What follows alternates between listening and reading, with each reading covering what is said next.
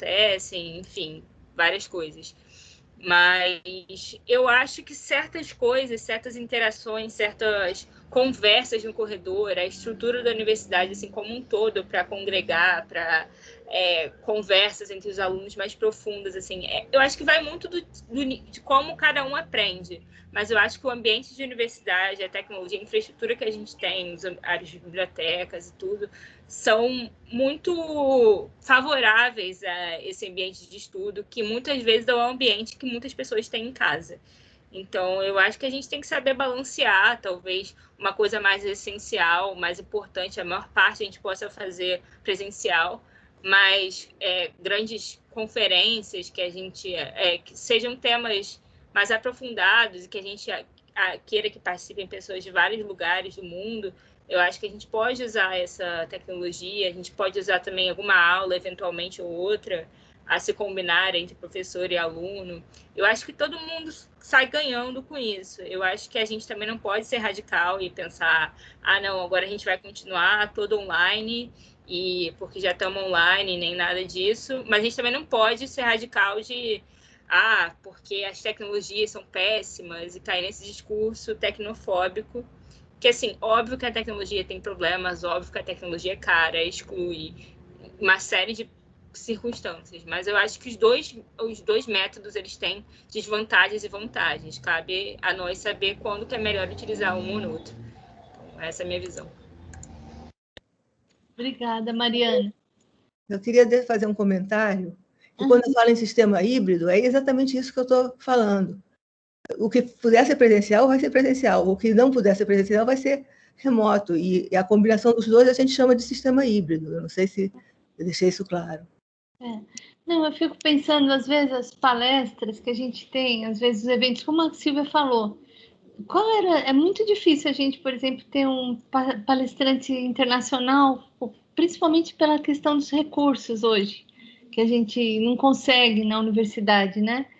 Então, tem coisas e coisas. Essa reunião que eu acho interessante, de repente você faz uma reunião, olha, vamos fazer uma reunião, se a reunião é à tarde, vamos fazer ela remota, já vai todo mundo para casa mais cedo, você faz a reunião sem prejuízo.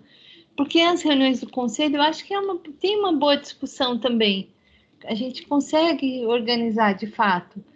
Não tem problema de quórum, como a gente tinha antigamente, né? Também. São coisas a se pensar.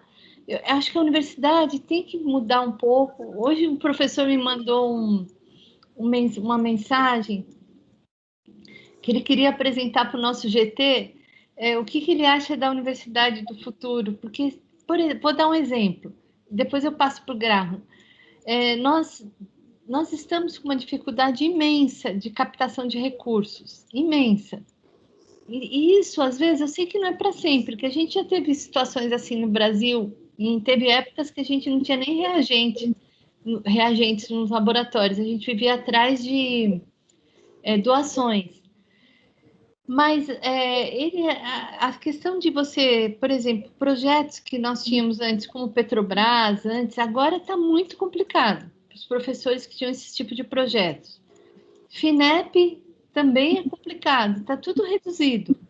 Então, se a gente consegue, tem que mudar algumas questões da universidade para a gente não piorar, para sempre melhorar o nível assim de aprendizado, de interação.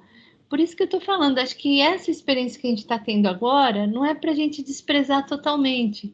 Eu sempre penso, às vezes 20% de atividades, um pouco menos no ensino de graduação, um pouco mais no ensino de pós-graduação, mas nunca deixar de ser até presencial, porque presencial tem essa questão da discussão olho no olho, né, que eu acho tão importante também. Mas também a gente não pode deixar de pensar em outras questões, né, que a gente poderia inserir no nosso dia a dia também. No caso da congregação, eu nunca mais tive problema de quórum. Os suplentes já estão até tristes porque nunca são chamados. Quórum completo, casa cheia. É verdade. Então, o Graham quer falar, Graham? Sim, só uma pequena coisa do fato. Eu pensei numa outra coisa. Mas primeiro eu gostaria de dizer, eu gostei muito da fala de Mayara, eu concordo que se a tecnologia... Mariana, perdão, que ainda está escrito, eu sempre esqueço isso, perdão. Mas se a tecnologia pode excluir, também pode incluir. É importante, acho que é fundamental aproveitar do humo sem deixar-se ser prejudicado pelo outro. Mas, de fato, um pouco nessa linha, como você falou de seminários, eu acho que é importante também alertar um perigo para os seminários. Então, isso não é um assunto que diz respeito ao ensino, tanto, mas que diz mais respeito aos seminários. Um fenômeno que acontece sempre no internet é a concentração. Então, eu vejo que no futuro próximo vamos ter cada vez mais poucos seminários grandes. E isso não é saudável. De um lado, é bom que todo mundo possa participar de seminários das grandes estrelas da ciência e da academia em geral, mas também é prejudicial perder todos esses seminários pequenos em que assuntos que não são tão assuntos de moda ou coisas feitas por pessoas não tão conhecidas são debatidos. Então, eu acho que uma coisa em que seria bom que a gente pense é na importância de apoiar e fomentar também pequenos seminários para manter essa diversidade na ecologia universitária. Então, eu sei que isso não diz respeito ao ensino, que é o nosso principal foco aqui, se não me engano, mas eu acho que é um assunto importante. E assim, lembrando também o que a Mariana falou, a professora Denise Carvalho, hoje, ela falou que aquele edital de inclusão digital, o primeiro edital, eu sei que não foi tão bom, porque as placas, eu não sei, os dispositivos que foram comprados não eram muito bons, mas que ela pretende continuar com esse edital de inclusão digital para esse ano, para os próximos anos, porque ajudou muita gente, né? Embora a gente saiba que a tecnologia ajuda, mas, por exemplo, eu tenho estudantes que não conseguem nunca abrir a câmera em função da qualidade da rede nas suas casas, não conseguem interagir. Então, isso também pode ser inclusão e pode ser exclusão. A gente tem que tomar esse cuidado, né? Eu acho que é muito importante isso. Agora eu queria perguntar para o Cabral. Cabral, aquele grupo que a gente tinha formado, você, o Antônio Borges, o Cláudio Lenz e o Carlinhos, chegou a pensar em alguma coisa sobre essa questão do ensino remoto? Olha, bom, boa tarde a todos e a todas. Eu peço desculpa aí pela demora para poder entrar. Tive uns pepinos aqui no prédio. A gente chegou, sim, a fazer uma análise inicial. Então, era eu, o Carlinhos, o Antônio Borges e o Lenz. Mas a gente precisou, na realidade, porque ficou meio assim, aguardando como que iriam acontecer, ou, digamos assim, quais seriam os resultados que iriam ter após a gente fazer efetivamente essas aulas remotas. E aí depois cada um ficou com muita coisa para fazer, e aí acabou que a gente ainda não conseguiu chegar a um denominador comum. Mas eu acho que talvez a gente vai tentar se reunir, né, novamente, para a gente poder fazer uma análise maior. Mas a gente não tem ainda. Claro que a gente sabe que o Carlinho tem uma experiência muito grande lá com o CEDERJ, né? E o Antônio II também, e o Lenz também, mas só que faltou tempo e faltou também dados. A gente precisaria ter mais dados das experiências que aconteceram no âmbito da UFRJ para que a gente pudesse analisar e daí talvez tirar algumas, digamos assim, tratativas ou algumas conclusões sobre isso. A gente realmente não conseguiu chegar a isso. Cabral,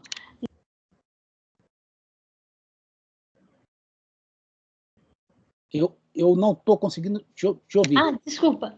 Não, na questão da pós-graduação, Vocês tiveram alguma discussão no CEPEG sobre os resultados do ensino remoto? Olha, a gente teve, mas eu diria que de certa forma muito superficial, tá? O que a gente teve mais foram assim relatos, né? Agora na minha pós aconteceu isso, na minha pós aconteceu aquilo, mas a gente não conseguiu ter uma resultante, um vetor resultante que desse, né, digamos assim, uma luz sobre o que realmente foi bom e o que realmente não foi. Mas isso vai voltar. O que acontece é que a gente anda encoberto, cheio de resoluções a serem feitas, né? Então o CEPEG está assim, muito, digamos, afogado, né, com muitas coisas a fazer, mas é um tema que de vez em quando ele vem à baila, né? Ele é um tema basicamente recorrente, mas é mais assim, Cássia, com relato de experiências. A gente não tem assim um grupo que estude e tal. Eu acho que isso aí deve vir, mas ainda precisa primeiro apagar alguns incêndios, alguns pequenos incêndios. Acho que foi um ano de aprendizado para a gente poder fazer essa discussão com mais calma. Precisamente, exatamente. Um ano assim de muitos resultados, né? Essa questão da cola me perturbou muito, sabe?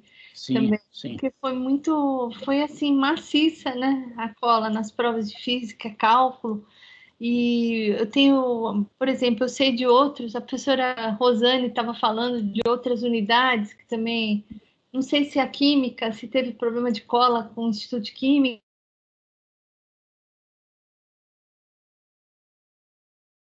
É uma discussão que vai levar algum tempo. Acho que vai depender dos órgãos principalmente, acho que nas PRs acadêmicas, PR1, graduação, pós-graduação, a PR2 e a PR5 de extensão, tem muita coisa que a gente vai precisar decidir em função desse aprendizado desse ano, né? Não sei se mais alguém quer falar? Professora Rosane, Marcos. Não, só para reforçar. Eu quero dar aula ao vivo de novo, não aguento mais dar aula por essa televisãozinha. Não, sabe o que eu acho pior? Ficar aquela bolinha. Eu acho que essa questão de cola é uma questão que frustra demais os docentes, demais, porque é muito tempo de dedicação, de esforço para tentar mudar a maneira de ministrar o conteúdo e quando você vai corrigir as provas que você constata, principalmente pelas respostas erradas, né? O que eu estou colocando aqui são informações de colegas meus no Instituto de Química, né, que estão extremamente decepcionados, sem saber o que fazer, porque eles encontram dezenas, né? Não é uma coisa pontual, não. E do PLE para 2021, parece que houve uma profissionalização do processo de cola, né? Então, o número de relatos aumentou muito e principalmente são constatações fáceis, porque pelas respostas erradas, né? Absurdas, replicadas, né? A gente ouve, né? Um relato, desabafo, né?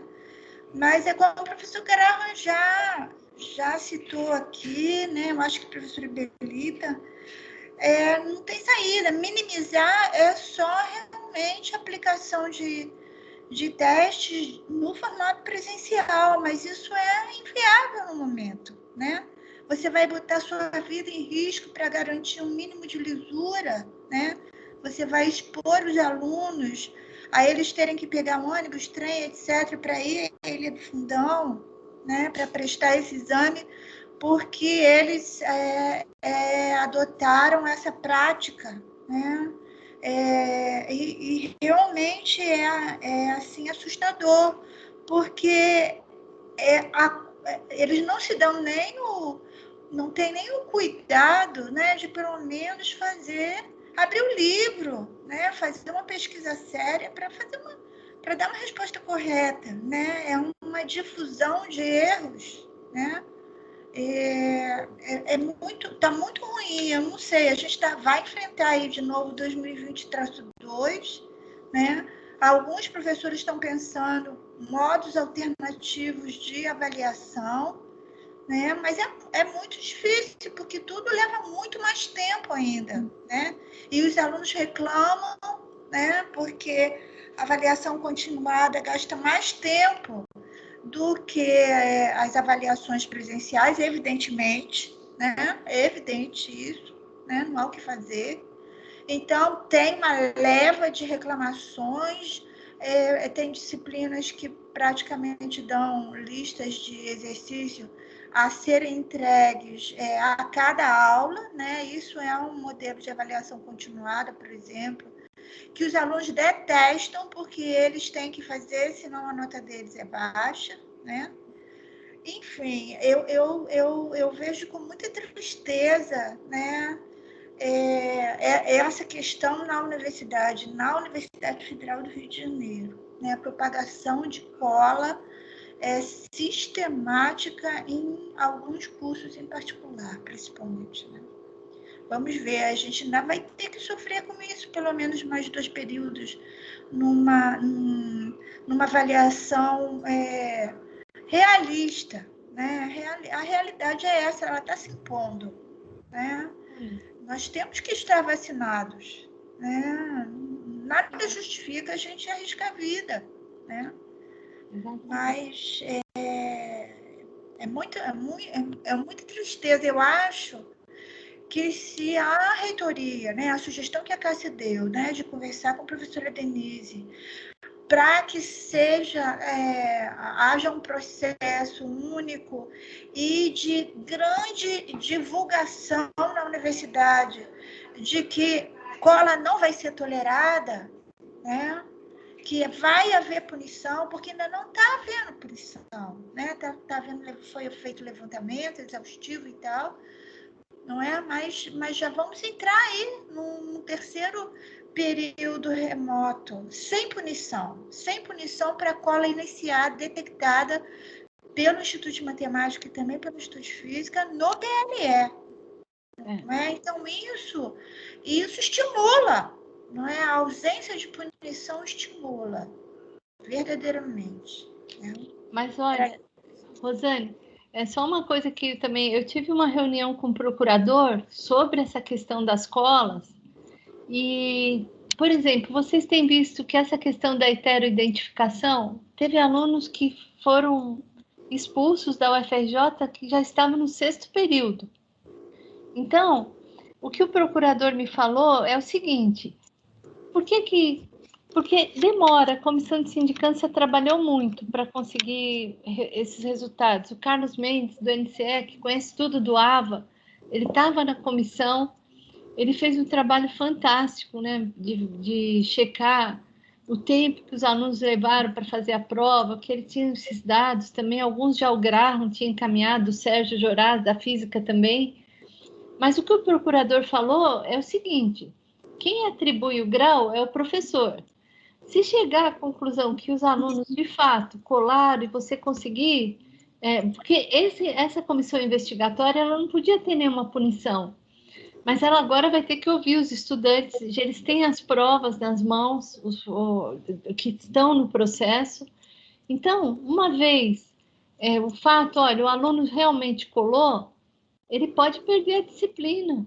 Mesmo que ele esteja em outro período, já tenha passado do período, às vezes ele é obrigado a repetir a disciplina, porque demora às vezes, né? Comissão de sindicância a gente sabe que demora, não é fácil. Ainda mais envolvendo um número tão grande de alunos como nesse caso. Então, tem várias questões, né? Tem, por exemplo, essa questão de cancelar a disciplina, né? O aluno perder essa nota. Se tiver servidor, pode levar até a demissão. É um problema sério esse que a gente está vivendo. O procurador me deu um exemplo até de uma professora que já estava no final do seu tempo de carreira na UFRJ Aconteceu há pouco tempo.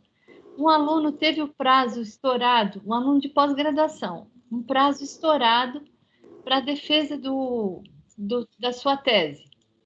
E aí, o que acontece? Ela, não, em vez de mandar para o CPEG, acho que já tinha estourado o prazo do CPEG, ela falsificou a data da ata da tese, da defesa. 2 ou 3 dias. E o que aconteceu é que teve uma denúncia no Ministério Público Federal. A professora, provavelmente ela vai perder até a aposentadoria, porque é um crime, né? É muito grave isso, essas coisas estão acontecendo. Igual, por exemplo, CCMN. Teve aluna que estava acusando de racismo no CCMN, uma estudante do HCTE. O que acontece? É uma pessoa que fez a denúncia de racismo, ela mentiu para a ouvidoria. O procurador falou, isso é crime, professora, você não pode mentir, acusar o professor de ter usado algumas palavras, quando, na verdade, depois na oitiva, quando ela foi chamada para fazer o depoimento, ela disse que falou que usou aquela palavra porque ela estava com raiva do professor. A gente tem que ser muito cuidadoso, sabe? Porque, ainda mais hoje em dia, né? A gente sabe, eu e a professora Belita tivemos reunião com auditoria, né, Belita? Eles tratam a gente como se fosse bandido antes de, assim, falando que nas compras que a gente faz, às vezes, para laboratório, eles estipulam um teto que você não tem como fazer a compra para poder suprir todas as aulas experimentais. E são valores ridículos, né? Que eles dizem que estão ferindo o erário. 17 mil reais. E aí depois falam, olha, vocês têm que abrir uma comissão para ver, porque teve danos ao erário. Que isso? A gente põe dinheiro do bolso para trabalhar? Então, é muito grave. Já é grave quando se faz a coisa certa, para não parar as disciplinas, tudo. E ainda mais quando uma pessoa vai mentir para uma ouvidoria, tudo isso é crime, né? Então a gente tem que ser muito cuidadoso, sabe? E a gente falando do ensino remoto, se a gente tiver algumas atividades assim que se incorporem ao nosso ensino presencial, acho que a UFRJ precisa assim absurdamente investir na infraestrutura de rede. O Henrique está aqui, depois se ele puder falar uma palavrinha, a gente pode encerrar até 6h30, no máximo a gente encerra a reunião hoje.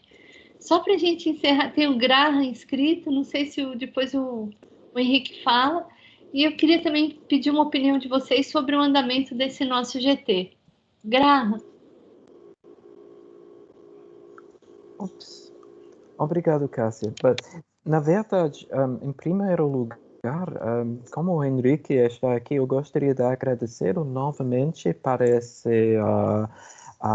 máquina virtual que ele disponibilizou para o uso do Departamento de Matemática. Esta máquina está ajudando muito para várias funções do Departamento de Matemática, inclusive as páginas de cálculo e as plataformas de prova remota que a gente usa. Logo, como a gente estava falando dos problemas que temos nas avaliações, eu acho que é importante nesse debate enfatizar a especificidade das provas de cálculo e de física, porque essas provas são muito diferentes das provas das outras disciplinas. É que, por exemplo, nas minhas disciplinas depois, eu aplico provas orais, na verdade. Eu aplico provas individualizadas aos alunos. E isso é possível porque a disciplina é pequena. Nas disciplinas dos unificados, estamos contemplando números enormes de alunos. E isso que cria problema. O cálculo 1, por exemplo, se não me engano, o cálculo 1 hoje em dia contempla em torno de 1.800 alunos. Nesse contexto, não há como aplicar provas orais, provas individuais. O número de alunos é grave. Mas isso é o número de alunos que a gente tem que atender, e com 65 docentes no departamento, não há como avaliar individualmente. É sobretudo sobretudo, isso que é a raiz do problema, e isso que cria a necessidade de encontrar, não sei, outras soluções. Posso fazer uma pergunta, Gra? Sim, estou aqui. Você está falando do departamento ou você está falando do Instituto de Matemática? Porque não é Olha, deixa eu explicar, então. É cálculo. É isso. Deixa eu explicar, porque eu sei que o Instituto de Matemática funciona diferentemente do Instituto de Física. Em primeiro lugar, eu acho que é importante enfatizar que eu não sou mais chefe do departamento, então as minhas opiniões não têm mais valor institucional. Mas Você foi o chefe, né, Gra? A experiência conta muito. Tá, obrigado. Mas a coisa é que, então, o que acontece é que no Instituto de Matemática, é o Departamento de Matemática que se responsabiliza de ministrar disciplinas de cálculo. Então, quase todas as disciplinas de cálculo 1, 2, 3 e 4 são ministradas pelo Departamento de Matemática dentro do Instituto de Matemática. Então, apesar dessas disciplinas serem uma responsabilidade institucional do Instituto, na verdade se torna uma responsabilidade departamental do departamento. Espero que isso era claro. Ficou claro. Isso é um problema, né? É um problema enorme para nós. Tem o mesmo nome do instituto dele, beleza. É confuso mesmo. Confuso. É confuso mesmo. Porque nos outros institutos, os departamentos têm nomes diferentes, então fica mais confuso quando você fala departamento de matemática. Que algumas instituições do Brasil não têm institutos, são os departamentos, né? É complicado isso. Mas isso é toda uma história, todo um tema. Por que eu pedi também para o Henrique falar? Porque hoje a gente estava até com um problema de fora de área, né, Henrique? A rede, alguns sistemas, né? Você pode falar, Henrique? Agora está ouvindo. Tá.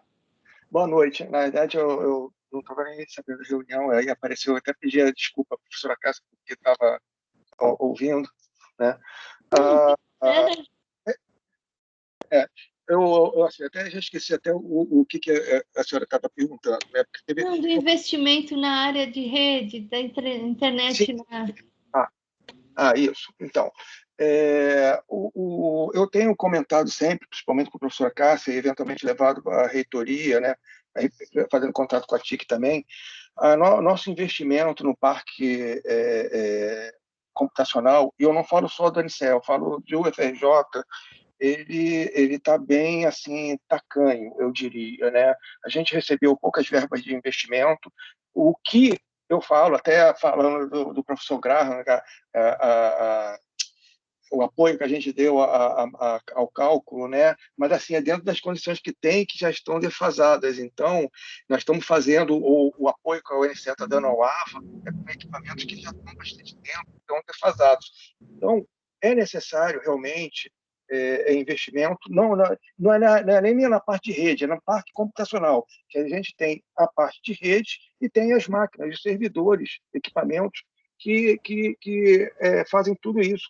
A menina, a aluna, até que chegou a comentar, assim, de certa forma, a UFRJ ela está um passo atrás, um pouco, quanto a isso. O que a professora Belita e outros falaram aqui, que a gente não tem um Zoom ou não tem umas plataformas adequadas, eu também faço coro, porque falta um pouco da parte de TI da UFRJ, e quando eu falo parte de TI, eu diferencio isso da TIC, TI da UFRJ, vários entes sentarem e discutir isso, porque nesse momento da pandemia, inclusive, acho que ficou mais patente, mais claro o quanto isso é importante. Na verdade, nós estamos todos aqui falando através de infraestrutura de TI, né? E ao mesmo tempo, internamente, a gente está um pouco a dever. O FRJ um pouco a dever. A estrutura ela está defasada, precisa de investimento grande, né? Investimentos grandes, não é pouca coisa e que tem que ser batalhado, né? Então isso é uma necessidade que para esse momento de pandemia, para esse modelo híbrido, para esse modelo remoto, nós precisamos. A professora Cássia mandou há pouco tempo atrás, vai haver uma parada de sistema não, o sistema da intranet vai parar dia 15, durante um tempo. É necessário, né? Mas, às vezes, essas paradas, felizmente, até a TIC, dessa vez, até está avisando com antecedência, mas essas paradas têm que ser comunicadas, e isso é a minha opinião pessoal, né? Que também pode ser um pouco institucional. Eu acho que todos os institutos têm que participar ativamente dessa parte, de saber o que está acontecendo com a TI, da UFRJ. E não só pedir, como também auxiliar, ajudar, porque cada vez mais, eu creio, nós vamos ficar dependentes de uma infraestrutura de TI, seja domesticamente, seja na instituição. E ela necessita desse apoio, de investimento e de apoio para andar. Eu não sei se eu respondi tudo, Cássia, mas assim, eu acho que... Eu estava aflita quando você falava que o ar-condicionado parava, né? O sistema de refrigeração, que é gravíssimo, né? Mais 30 segundos, a gente estava com problema. Eu, pessoalmente, se acontecer, eu já aviso antecipadamente que eu vou pedir para desligar a luz do NCE, porque o que acontece? Nessas chuvas que estão acontecendo, são as conhecidas águas de maio, já é uma coisa... De março. Maio é mês das noivas, desculpa, de março. Mas, assim, as chuvas foram intensas dentro do NCE, e é comum no FRJ, no fundão, as subestações são subterrâneas, e eu fico ao nível à mercê das marés, e ela estava entrando água. Eu só me restava desligar, porque pior do que um equipamento queimar, é ele queimar ainda com água e com risco de pessoas. Então, são coisas que a gente já reclamou, né? E a gente está de mãos atadas, mas essas manutenções que, às vezes, elas ultrapassam o equipamento de TI. Eu acho que é importante também todo mundo notar o seguinte: TI não é só computador. TI é a infraestrutura, é o ar-condicionado, é a eletricidade. Sem esses insumos, não tem TI. Conforme eu brinco com os alunos e com as pessoas, ainda não inventaram o computador a querosene. Precisa de eletricidade, e a água é uma coisa muito ruim, né? E ar-condicionado é essencial. Obrigado, Cássio. Rede elétrica de qualidade, né? Exatamente. A querosene ainda não existiu. Eu já tentei, até solar, mas a querosene não tem nenhum computador. A gente está com um projeto de eficiência energética. Vamos ver se a gente ganha, né? Vamos ver. Tenho grande experiência no CCMN. Eu estou vendo que tem alguns avanços grandes. Eu acho que até em relação à FRJ nós estamos bem na fita. Mas vamos ver, vamos realizar. Tá bom. Obrigado. Então, antes de acabar, gente, eu só queria assim, avisar vocês que nós marcamos uma homenagem para as pessoas que tiveram perdas com Covid, que a gente vai fazer na reunião do dia 31 de março, do nosso Conselho de Centro. E eu pedi, nem todos os departamentos me mandaram ainda os dados das pessoas que faleceram com Covid. Eu recebi da Física, que foi só o Toninho, né? O Agostinho. A matemática me mandou. Eu não tenho notícias do professor Chechel, não sei se o Henrique tem, que ele estava entubado, né? Mas eu tenho, Cássia. E talvez o Cabral tenha. Desculpa. A gente recebeu hoje aqui no grupo do IC, do Instituto de Computação, uma mensagem de voz dele, do próprio Chechel. Que coisa boa! Falando que estava, enfim, se sentindo muito cansado, mas estava melhor. Ele até falou: eu tenho só que reaprender a andar e criar força para segurar esse celular que pesa muito. Então, assim, só para dizer que... ele colocou isso aí como sendo uma forma de dizer que ele está muito... Debilitado. Talvez a palavra seja essa. Mas já foi desentubado. Ficou. Mas agora não está mais. Já saiu, já está no quarto, né? E agora vai precisar de bastante tempo. Agora, ele teve uma Covid, se não feroz, pelo menos próxima disso, né? Ele teve bem ruim, digamos assim. Mas, graças a Deus, eu acho que agora, com essa mensagem dele, eu acho que eu fiquei mais tranquilo. O Chechel foi meu aluno no IME. Puxa Então, vida. foi meu aluno no IME, no Instituto Militar de Engenharia. Ele é jovem, né, Cabral? Ele é jovem, então, eu conheço há muitos anos, né? Então, graças a Deus, está indo bem. É que eu estava preocupada que a última notícia que eu tinha é que ele estava entubado ainda, então fico um pouco mais tranquila, embora eu saiba que é um tempo grande para recuperação, Cabral. É muito tempo, muito tempo. Eu tenho colegas que tiveram, e mesmo 4 ou 5 meses depois, ainda tem, digamos assim, reverberações do Covid, dores que antes não tinham, enfim, tem várias coisas assim, musculares e tal. É uma coisa bem complicada. Tem alguns que têm e absolutamente não tem nada, né? Não tem nada, são completamente assintomáticos. E outros que têm essas sequelas se proliferam e duram, né, quase ad infinitum. É verdade. Não, é como eu falei, é o que a Denise Carvalho sempre fala, né? Vai do assintomático à morte. Porque Exatamente. Pode ter qualquer graduação aí. Então, é só para confirmar, a gente vai ter essa homenagem dia 31. Queria muito que o pessoal do GT-CCMN participasse.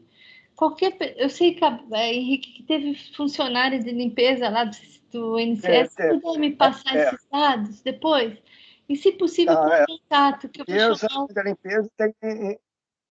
da limpeza, teve o Alexandre Seixas também, que faleceu. Já estão no lugar. Por uma acaso, eu peguei... Teve o Foquinha também, Henrique. É o Foca. Pode esquecer das pessoas. A gente...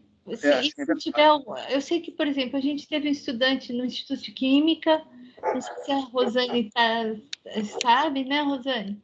E a gente teve também no BCMT, estudante. Eu não sei acho que na física não teve ninguém, na matemática, mas... Que eu saiba, eu vou me informar melhor. Tá bom. Só me indicaram o nome da...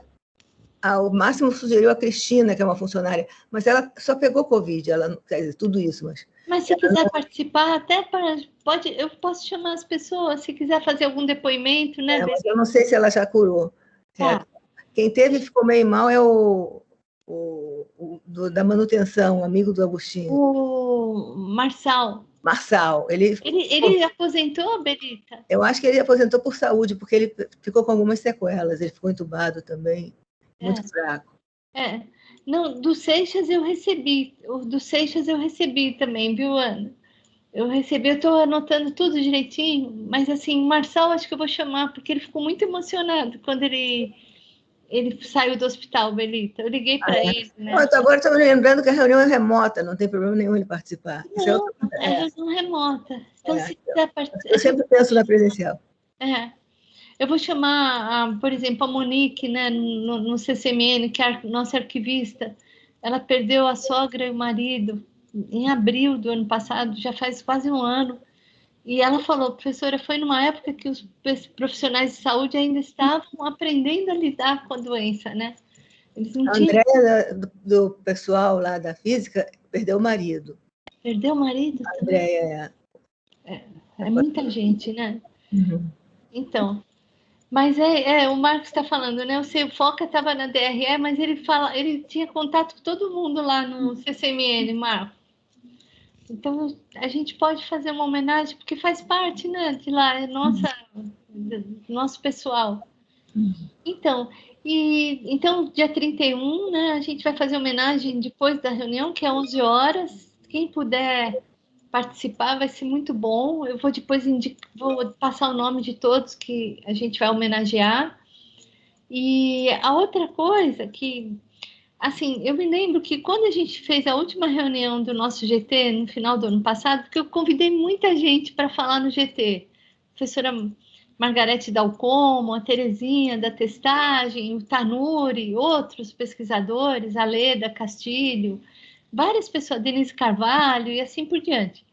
E eu tenho muita gente para convidar ainda, mas eu me lembro que na última reunião o Antônio Borges achava que a gente tinha que fazer uma reunião nossa do que a gente vai fazer. Aquelas palestras, para mim, elas me ajudaram muito, porque eu não entendia muito dessa questão da pandemia, não sou da área de saúde, então não sei se a gente pode continuar, eu chamar os palestrantes, eu queria saber o que vocês acham. Se a gente pode continuar a chamar os palestrantes, já fiz contato com o pessoal do Instituto Butantan, o pessoal que está fazendo algumas pesquisas aqui na UFRJ, ainda que a gente não chamou todos, porque eu acho que elas enriquecem as nossas reuniões. E até dá para a gente pensar num projeto maior, né? A Silvia, falar, Silvia? Quero. Então, eu acho que, claro que essas apresentações são super importantes, né, para a gente saber. Para mim, no meu caso, eu não gostei muito, não, porque eu fico sabendo, eu comecei a ter muita ansiedade, não gostei. Mas, enfim, eu acho que são super importantes, claro. Mas eu acho que se a gente for continuar nesse esquema de fazer essas reuniões com esses convidados, eu acho que seria mais interessante, Cássia, abrir, sabe? Botar no canal do YouTube do CCMN, por exemplo, e aí mais gente poderia assistir, a gente não usaria essa ferramenta, usaria o stream, IAD, sei lá, alguma coisa, enfim, para ir abrir para mais gente, entendeu? Porque aí é um outro patamar, né? Uma coisa mais assim da gente estar realmente divulgando, né? O que as pessoas estão divulgando, não é só essencial para o nosso grupo, né? Não sei, essa é a minha opinião. Então, mas sabe, Silvia, sabe para quantas pessoas eu mandava? Para mais de 300. Não, eu não duvido disso, não estou achando que fica exclusivo, não, mas é só que se a gente abre, eu acho que fica até melhor, não sei. Não, a abertura que eu falo assim, quando eu mandava palestra, eu mandava para todos os servidores do CCMN, para todos os coordenadores de graduação, pós-graduação, dava em torno de 350 e-mails, eu mandava para 350 pessoas. Acho que o máximo que nós tivemos foram 40 pessoas ou 50 pessoas. E a gente está pondo no YouTube do CCMN essas palestras. A gente está, o Leonardo Perim, elas são todas disponíveis, eu posso passar para vocês depois. Acho que eu já passei o link, mas eu posso... Já passou sim, sim. Eu pensei uma coisa agora, ouvindo o Henrique, ele disse que TI no FRJ não é a TIC. Mas eu acho que seria bom falar com essa pessoa que não é. Bom, chamar o Graciano e outros que têm influência para ele, porque é um assunto crucial, está intimamente ligado com o assunto da pandemia. O tipo de acesso que a gente vai ter, se está investindo, vai mudar alguma coisa, se eles já acham que o Zoom não é proibido porque tem problema de segurança. Quer dizer, eu acho que tem pessoas que não são diretamente ligadas à saúde, mas que manipulam e dominam os instrumentos que são necessários para poder manter as aulas dos cursos. Tá bom. Belita, só esclarecendo, quando eu falei que não é TIC, na verdade, a TI da UFRJ está a cargo da TIC, mas eu quis falar TI de uma forma geral, né, como não querendo dizer só o órgão da UFRJ responsável. Todas as unidades têm a sua própria TI. É claro que a TIC tem que estar nessas discussões sempre, que tudo vai passar por ela. Só esclarecendo. Eu pensei que tinha outro setor, tá? Bom. Não, é só assim, que é porque a TI é muito ampla, né? Olha, então, gente, olha, eu vou passar dois links para vocês, que é o seguinte, esse que tem a palestra da Denise, que ela falou ontem, né, na questão lá no PEN de Macaé, foi remota também, já está no YouTube, eu vou passar para vocês o link, que a palestra foi muito boa. E tem outro documento que eu vou passar, que eu acho que é importante deixar claro aqui. Vocês sabem que em agosto de 2020 foi aprovada aquela Lei Geral de Proteção de Dados no ambiente universitário.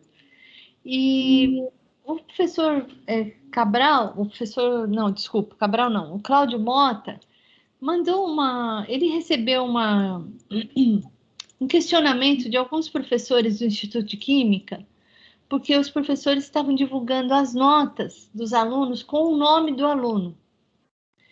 E eles colocaram essa lei geral, que está na página da Federal do Paraná, que fala justamente que você não pode divulgar o nome do aluno, que você tem que divulgar, por exemplo, a DRE, a inscrição, porque não pode aparecer o nome do estudante. Aí ele escreveu para a professora Denise Carvalho, para o professor Fred, e eles vão tentar fazer vão fazer uma divulgação para toda a UFRJ sobre essa questão, que a gente não pode divulgar os nomes dos estudantes na hora de lançamento das notas, tá? Então, eu vou passar para vocês, porque tem essa leitura que está na página da Federal do Paraná, né? Eu sei que quem sabe o DRE consegue, mas é difícil alguém decorar o DRE dos alunos, Graham. É mais difícil.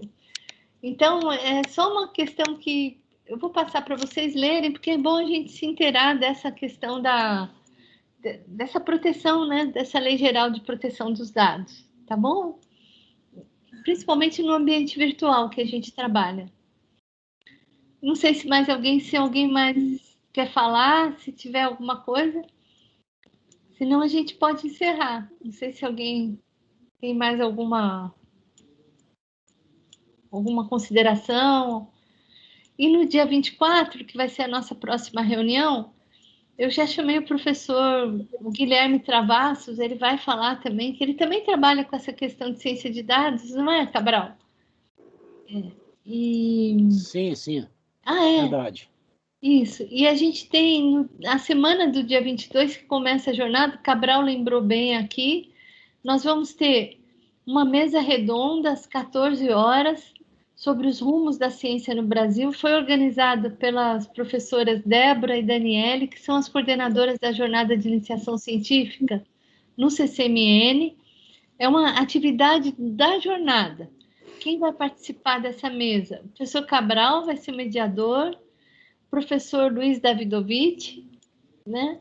O professor Ildeu, que também é o presidente da SBPC, o Davidovich da Academia Brasileira de Ciências, da ABC, e a professora Vânia Pasqualin, que é assessora da FAPERJ, ela é responsável pelos editais da FAPERJ, ela é assessora do Gerson Lima, que é o presidente da FAPERJ. Então, vai ser às 14 horas, vai começar, porque todos os centros vão ter atividades nesse horário, de segunda-feira, dia 22 de março, às 14 horas. Então, depois que tiver tudo organizado, eu vou mandar o convite para vocês, tá bom? Acho que vai ser muito boa. O Luiz é muito bom palestrante, o Ildeu, né? A Vânia, o Cabral também. O Cabral é... Bondade sua, cara. Pura bondade sua. O Cabral fala super bem. Então, e é bom que o Cabral também está no CPEG já há tantos anos, tem um pouco dessa ideia da ciência aqui na UFRJ, né, Cabral? O que está acontecendo, assim, em termos de... Já se vão 7 anos, quase. 7 anos, né? Quase 7 anos. Então, acho que é isso. A gente pode encerrar? A professora Silvia está com a mão levantada? Não. Não, foi sem querer. Então, acho que é isso, gente. Qualquer notícia que eu tenha, eu passo para vocês. Amanhã a gente tem conselho universitário e qualquer notícia que apareça lá, eu passo uma mensagem para vocês, tá bom? Tá bom. Então tá. Tá bem. Tchau, boa tarde, boa noite para todos. Boa noite para todos. Você pode ficar aqui, eu quero também. Tchau, boa noite. Tchau, gente. Vou só parar. Tchau, Mariana. Tchau. Tchau, Kátia. Tchau, gente. Tchau, Rosane. Eu vou só parar a gravação aqui. Para. Deixa eu só me... Ô, Cabral, deixa eu perguntar uma coisa para o Cabral. Cabral? Ele deu aula no IME? Ele dava aula no IME antes de vir para cá? Dava aula no IME.